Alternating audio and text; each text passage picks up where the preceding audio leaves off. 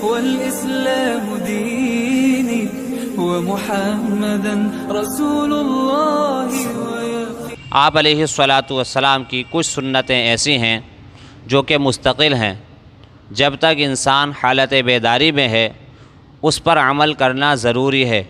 عمل کرے گا تو مستقل ثواب ملے گا، اور اگر عمل نہیں کرے گا ثواب سے بھی محروم رہے گا اور وعید میں بھی داخل ہو جائے گا۔ اور یہ وہ سنت ہے جس کو ہم کہتے ہیں کہ پائنچوں کو ٹخنوں سے اوپر رکھنا، اور یہ حکم خاص طور پر مردوں کے لیے ہے کہ مردوں کے جو ٹخنے ہیں وہ کھلے رہیں، پائنچے ٹخنوں سے اوپر رہیں۔ ٹخنے جبھی کھلے رہیں گے جب پائنچے ٹخنے سے اوپر ہوں گے۔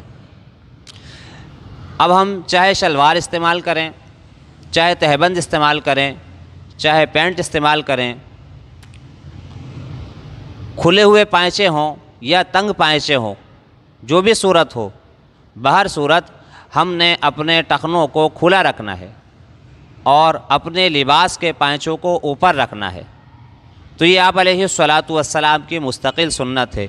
اس پر عمل کریں گے تو مستقل ثواب ہے، اور اگر اس پر عمل نہیں کریں گے تو ثواب سے بھی محرومی اور وعید میں بھی داخل ہو جائیں گے۔ وعید جس کے بارے میں حدیث میں آتا ہے، آپ علیہ الصلاۃ والسلام نے فرمایا کہ ثلاث لا یکلمہم اللہ یوم القیامۃ، کہ 3 شخص ایسے ہیں کہ جن سے اللہ رب العزت قیامت کے دن بات نہیں کرے گا، ولا ینظر الیہم، اور نہ ان کی طرف دیکھے گا، ولا یزکیہم، اور نہ ہی تو انہیں گناہوں سے پاک کرے گا۔ تو حضرت ابو ذر غفاری رضی اللہ تعالیٰ عنہ اس حدیث کے راوی ہیں۔ مسلم شریف میں یہ حدیث ہے، جلد اول کتاب الایمان میں۔ تو حضرت ابو ذر غفاری رضی اللہ عنہ فرماتے کہ یہ بات آپ علیہ الصلاۃ والسلام نے 3 مرتبہ فرمائی کہ اللہ رب العزت قیامت کے دن اس سے بات بھی نہیں کرے گا، اسے دیکھے گا بھی نہیں، اور اسے گناہوں سے پاک بھی نہیں کرے گا۔ تو حضرت ابو ذر غفاری رضی اللہ عنہ فرماتے ہیں کہ خوابوا وخسروا، یہ تو تباہ اور برباد ہو گئے۔ اور پھر اس کے بعد فرماتے ہیں کہ میں نے عرض کیا یا رسول اللہ من ہم یا رسول اللہ، یا رسول اللہ یہ کون لوگ ہیں؟ تو آپ علیہ الصلاۃ والسلام نے فرمایا کہ المسبل، اپنے پائنچوں کو یا اپنی ازار کو ٹخنوں سے نیچے کرنے والا۔ نمبر 2 المنان، احسان کر کے جتانے والا۔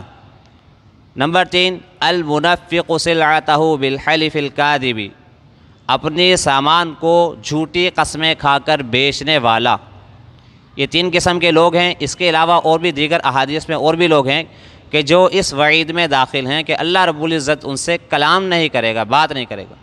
اور بات نہ کرنے کا مطلب یہ ہے کہ سختی سے بات کرے گا، نرمی سے بات نہیں کرے گا۔ اور نہ دیکھنے کا مطلب یہ ہے کہ یہ مطلب نہیں ہے کہ اللہ ان کو دیکھ نہیں سکے گا، وہ اللہ کی نظروں میں نہیں ہوں گے۔ تمام چیزیں اللہ کی نظروں میں ہیں، ہر چیز اللہ کی نظر میں ہے، وہ بھی اللہ کی نظروں میں ہوں گے۔ اللہ رب العزت ان کی طرف نظر رحمت نہیں کرے گا، نظر شفقت نہیں کرے گا۔ اور ولا یزکیہم، انہیں گناہوں سے پاک نہیں کرے گا۔ جب وہ گناہوں سے پاک نہیں ہوں گے، نظر رحمت ان کی طرف نہ ہوگی، کلام رحمت ان سے نہ ہوگا، نرمی والا برتاؤ ان کے ساتھ نہ ہوگا، سختی والا برتاؤ ان کے ساتھ ہوگا، تو اب آپ خود ہی اندازہ کر لیجئے کہ کیا عالم ہوگا اور کیا ان کا حال ہوگا، کتنے وہ پریشان ہوں گے۔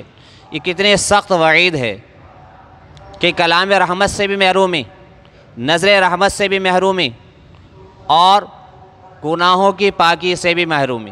اور جب تک گناہوں سے پاک نہیں ہوگا انسان جنت میں نہیں جا سکتا۔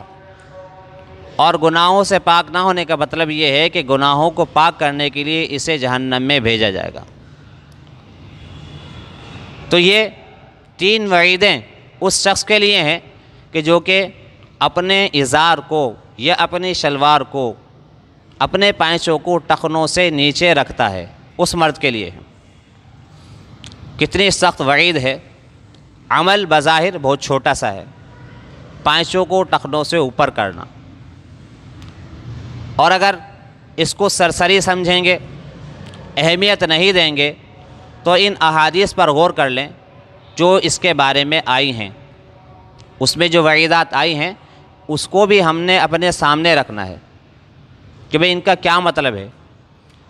آپ علیہ الصلاۃ والسلام نے جو فرمایا حق اور سچ ہے، اور صرف اسی حدیث میں نہیں اور دیگر احادیث میں وعیدیں وارد ہوئی ہیں۔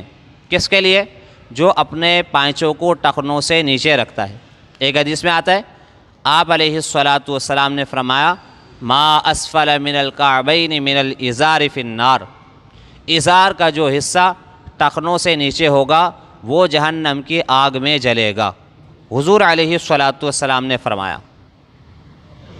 اب آگ میں جلنا، اس سے پتہ چل رہا ہے کہ یہ اللہ کے نزدیک بہت ہی زیادہ ناپسندیدہ عمل ہے۔ آپ علیہ الصلاۃ والسلام نے اس پر مستقل عمل کر کے دکھایا۔ اس جیسی اور احادیث ہیں کہ جن سے بھی پتہ چلتا ہے کہ واقعی میں یہ جو عمل ہے بہت ہی قبیح ترین عمل ہے، بہت ہی مبغوض ترین عمل ہے، جو اللہ اور اللہ کے رسول کو بہت ہی زیادہ ناپسند ہے۔ مشکوٰۃ شریف کی ایک حدیث میں آتا ہے کہ سابقہ امتوں میں ایک شخص تھا، وہ اپنی ازار کو ٹخنوں سے نیچے رکھتا تھا، تو اس جرم میں اللہ رب العزت کی طرف سے اس کی پکڑ آئی، اور پکڑ اس طریقے سے آئی کہ اللہ رب العزت کے حکم سے زمین نے اس کو پکڑنا شروع کر دیا، اور وہ زمین میں دھنسنا شروع ہو گیا۔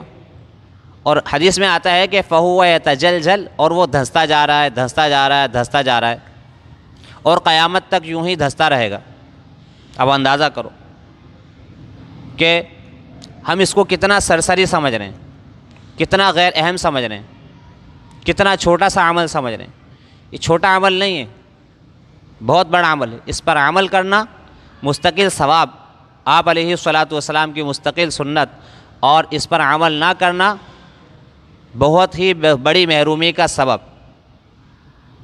اس کے بارے میں سخت وعیدیں وارد ہوئی ہیں۔ اب اس سے اندازہ کر لیں کہ کتنا قبیح ترین عمل ہے۔ مشکوٰۃ شریف کی ہی ایک حدیث میں آتا ہے کہ آپ علیہ الصلاۃ والسلام نے ایک شخص کو دیکھا نماز پڑھ رہا ہے، اس کے پائنچے، اس کے ازار ٹخنوں سے نیچے ہے۔ آپ علیہ الصلاۃ والسلام نے فارغ ہونے کے بعد فرمایا کہ جاؤ دوبارہ نماز پڑھو اور وضو بھی دوبارہ کرو، حتیٰ کہ وضو کے اعادے کا بھی حکم دیا کہ وضو بھی دوبارہ کرو۔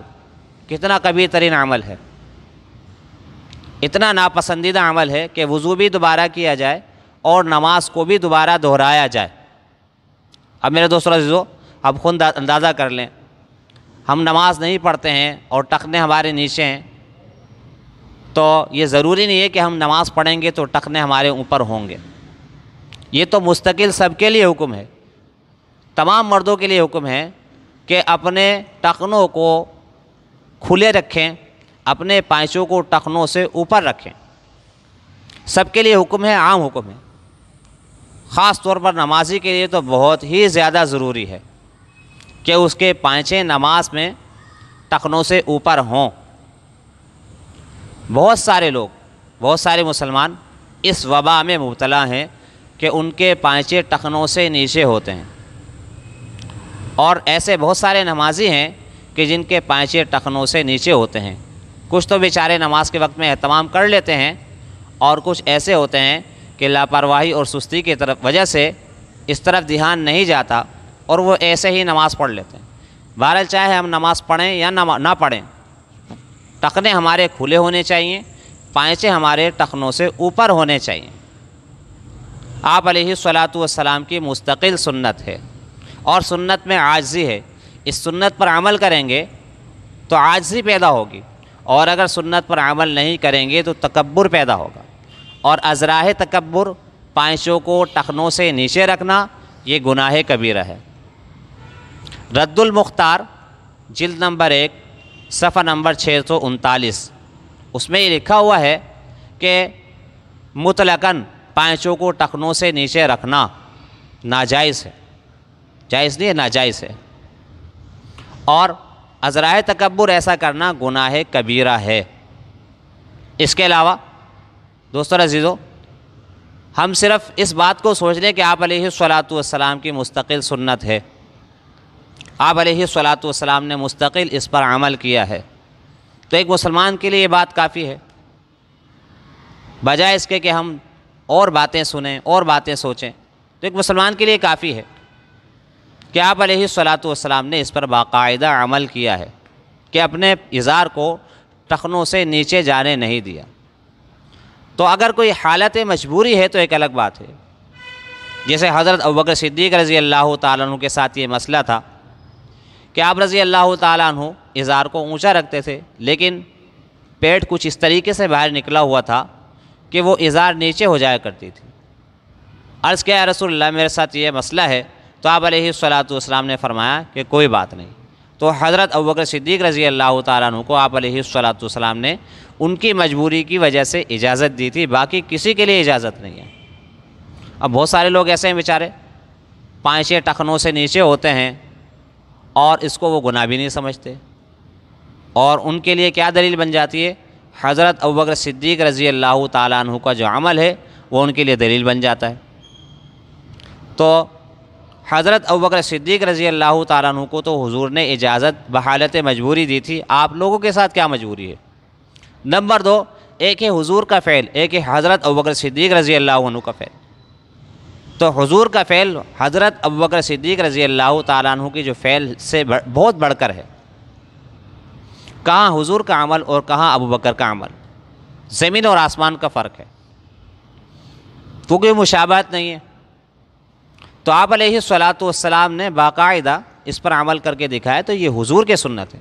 اس کو اس لحاظ سے نہ دیکھیں، اس انداز سے نہ دیکھیں کہ حضرت ابوبکر صدیق رضی اللہ تعالیٰ عنہ کو اس بات کی اجازت ملی تھی، ان کے پائجے ٹخنوں سے نیچے تھے، لہذا اس میں کوئی حرج نہیں، بلکہ اس لحاظ سے دیکھیں کہ حضور علیہ السلام کی مستقل سنت ہے، اور پائچوں کو نیچے کرنے سے تکبر پیدا ہوتا ہے، عاجزی سے محرومی ہوتی ہے، اور اس پر پھر بہت ساری جہنم کی وعیدیں ہیں۔ جب یہ ساری باتیں ہمارے سامنے ہوں گی تو پھر عمل کرنا آسان ہوگا۔ اور سب سے بڑھ کر بات یہ ہے کہ یہ آپ علیہ الصلاۃ والسلام کی مستقل سنت ہے، ہم اس کو دیکھیں۔ اگلی بات یہ ہے کہ یہ تو حکم مردوں کے لیے ہے، اب عورتوں کے لیے کیا حکم ہے؟ عورتوں کے لیے حکم یہ ہے کہ ان کے ٹخنے ڈھکے رہیں، ان کے پائچے ٹخنوں سے اوپر نہ ہوں۔ جس طریقے سے مردوں کے پائچے ٹخنوں سے نیچے ہوں تو ان کے لیے وعید ہے، اسی طریقے سے عورتوں کے پائچے اگر ٹخنوں سے اوپر جائیں گے تو یہ بھی وعید میں داخل ہو سکتی ہیں، ان کے لیے بھی یہ وعید ہو سکتی ہے۔ یہ نہ سوچے کہ یہ تو وعیدیں مردوں کے لیے آئی ہیں، ضروری نہیں ہے، وعید عام ہے، اس کے اندر عمومیت ہے، وہ سب کو اپنے اندر لے لیتی ہے۔ تو اس بات کا خیال رہے کہ شیطان ہمیں اس بات سے دھوکے میں نہ ڈالے کہ یہ تو حکم مردوں کے لیے ہے، بالکل مردوں کے لیے ہے، لیکن عورتوں کے لیے بھی یہ حکم ہے کہ وہ اپنے پائچوں کو ٹخنوں سے اوپر نہ کریں، ٹخنوں سے نیچے رکھیں۔ اور اگر اس میں سستی اور لاپرواہی رہی اور ماحول کو ہی دیکھتے رہے، فیشن کو ہی دیکھتے رہے، حالات کو ہی دیکھتے رہے، تو حالات میں اور ماحول میں کب تک رہنا ہے؟ آخر دنیا سے رخصتی ہے، دنیا سے جانا ہے، اللہ کا سامنا ہے، اللہ کے رسول کا سامنا ہے، کون کام آئے گا؟ کوئی بھی کام نہیں آئے گا۔